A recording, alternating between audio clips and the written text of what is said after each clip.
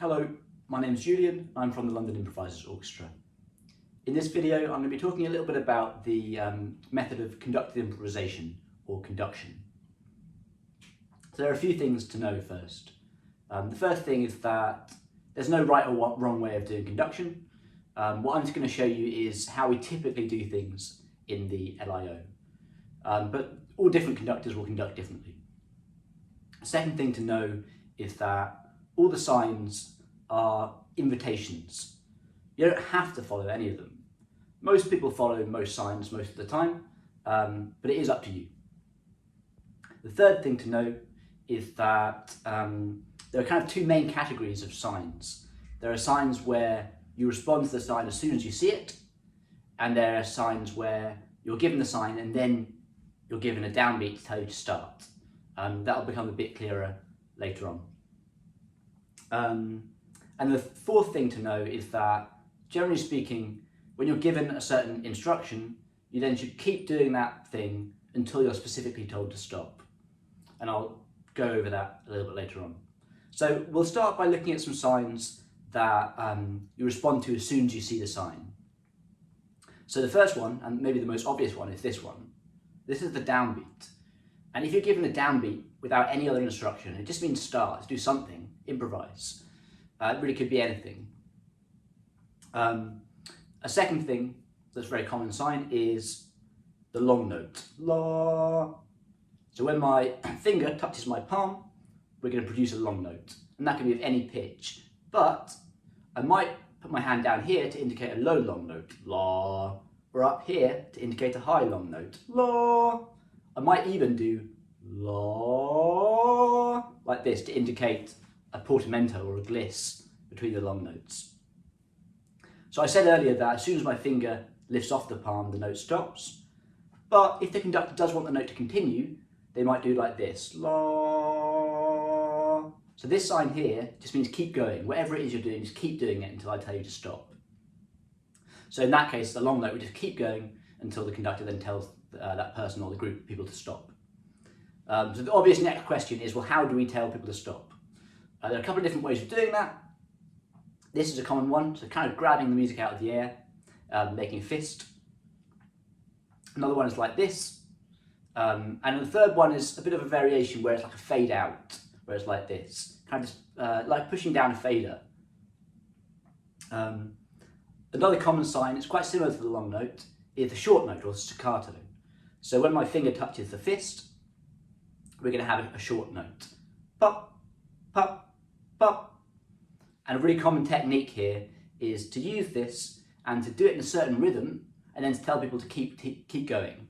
So for example, pop, pop, pop, pop, pop, pop, pop, pop, pop, pop, pop, pop. And that's just going to keep going because I've done this sign to show we should keep making that sound. Okay, so other signals that we use that you respond to immediately as soon as you see it. This is a useful one here. It's about volume. So when my palms are together, that's silence. When they're far apart, that's very, very loud. So if some improvisation is already happening, or if nothing started yet, this could be a way to start the improvisation, starting from silence and growing. This here, when my palms are as far apart as possible, this is going to be the loudest sound possible. And there's a similar sign the other way around. If I do this way around, this means density. So density is just about how many notes are happening at a time. So here, this is like the most dense texture possible, like tons and tons and tons of sound happening, blah, blah, blah, blah, blah, blah, blah, blah, like that. Whereas here, sounds might only happen like once every 10 seconds. It might be like pop, pop. And an extension to that is this, with the palms outwards, that means silence. So it's kind of like this one here with volume. Here, this means absolutely no sound at all. So it's so sparse that the gaps between the notes are infinite. This is where it becomes very, very, very sparse, but there are some sounds, and of course, as we bring it in, it's going to get more and more dense. Okay, so other signs that we can use without a downbeat might include this one here. So I'm just pulling my ear, and what I might do is I might pull my ear And I might point to one person and then point to another person. So it might look like this: you, you. And that means that first person listens to what the second person is doing and tries to copy it. Now obviously how you copy it is up to you, but the idea is just to imitate. It doesn't have to be exactly the same, but something similar.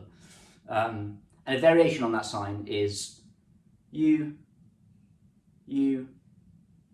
and what I'm doing here is this means opposite. So copy but do the opposite. So for example, if one person is playing very loudly and I do this and ask them to do the opposite, it might mean that the person copying them is going to play very quietly, for example. Okay, so let's move on to some signs where we're given the sign and then we are given a downbeat. So I think most signs are like this actually, and there are millions and millions of these, but typically in a concert the orchestra will only use maybe a dozen or so. So I'm going to start with this one here, it's quite a popular one. It means loop, play a loop. So I could do this to show the orchestra, I want a loop, and then I do that. And that means every individual person in the orchestra is going to play a short phrase and to keep repeating that phrase over and over again. Another sign that looks quite similar, so it's often mistaken, is this one here. So what I'm showing here is a hole. So when my finger touches this hole, then there's going to be a silence. And I've realised now, actually, now I'm saying that of course this is actually one of the signs that does not need a downbeat. So I should have said this earlier. But here we go. So improvisation is happening. La la la la la la la la. La la la la la la la la la la la la la. As soon as my finger touches the hole, everything stops, and as soon as I lift off, we go back to what we were doing before. Okay, let's move on to another one. I don't have a watch on right now, but I'm pointing at my imaginary watch because I want some time.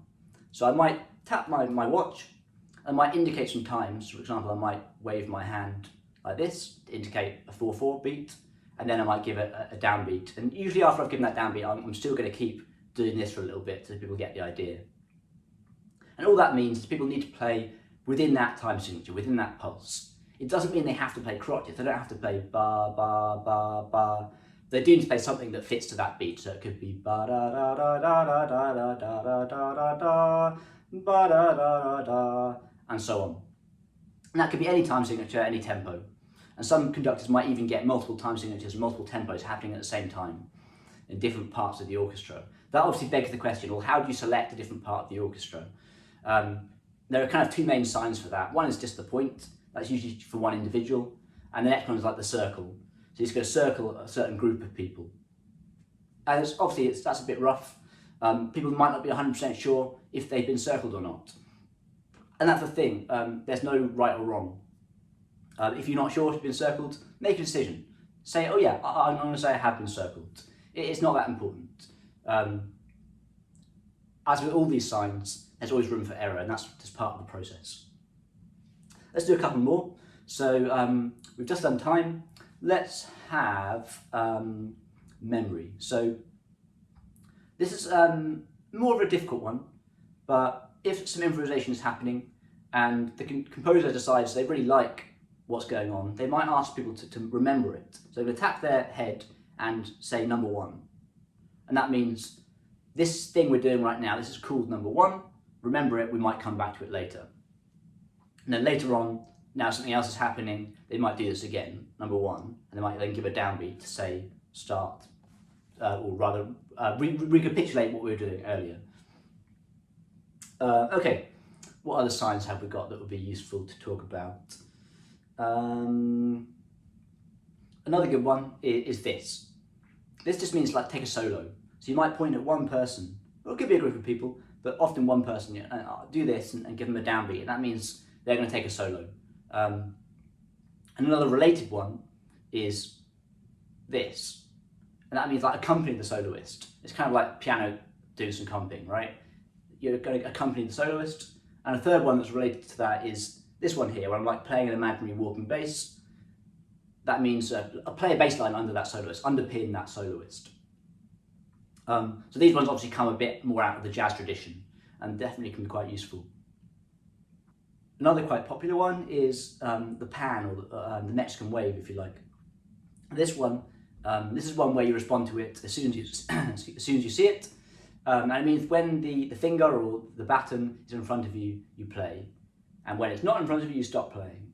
So this creates an effect where you're going to get people in the orchestra just playing a little bit, and that sound is going to pass across the orchestra, which is why it's called a pan. That's quite a cool one as well. I think that'll do for now. That's a good overview of some of the most popular signs. As I mentioned, there are many, many, many more, and different conductors will like to use different signs. People introduce new ones quite often, but I think that's a good rough introduction to some of the main stuff that we use in the orchestra. So I hope you find that useful, and I hope to see you soon at one of the orchestra's concerts.